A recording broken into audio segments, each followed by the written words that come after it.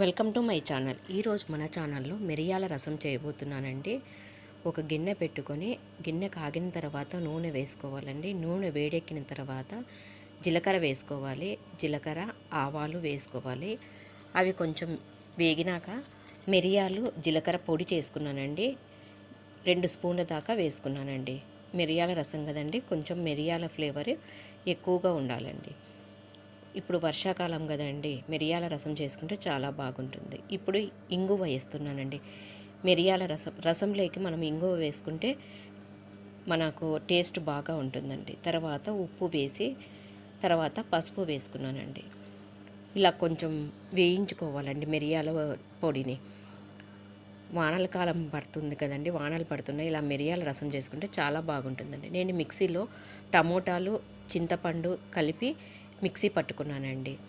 ఆ పేస్ట్ని కూడా దీంట్లోకి వేసుకోవాలండి.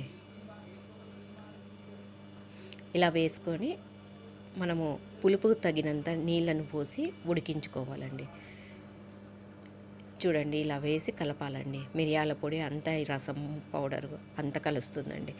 తర్వాత కొంచెము బెల్లం వేస్తున్నానండి నేను. మీకు ఇష్టం లేకపోతే బెల్లాన్ని స్కిప్ చేయొచ్చండి.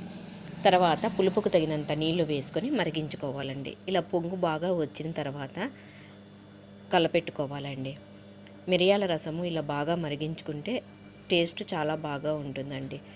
ఆరోగ్యానికి కూడా బాగా పనిచేస్తుందండి మిరియాల రసం. రైస్లోకి తీసుకున్నామంటే జలుబులు, థ్రోట్ ఇన్ఫెక్షన్లు ఉన్న వారికి బాగా ఉంటుందండి ఈ చారుతో రసం తీసుకున్నామంటే. తర్వాత ఇలా పొంగు వచ్చిన తర్వాత కొత్తిమీరని వేసుకుంటున్నానండి. సన్నగా తరిగి కొత్తిమీర వేసుకోవాలండి. ఇలా రసంలోకి కొత్తిమీర వేసుకుంటే చాలా టేస్టీగా ఉంటుందండి. ఇప్పుడు వానాకాలం కదండి, ఇలా మిరియాల రసం చేసుకోండి, చాలా బాగుంటుందండి. పిల్లలకు కానీ పెద్దలకు కానీ చాలా బాగా ఇష్టంగా తింటారండి.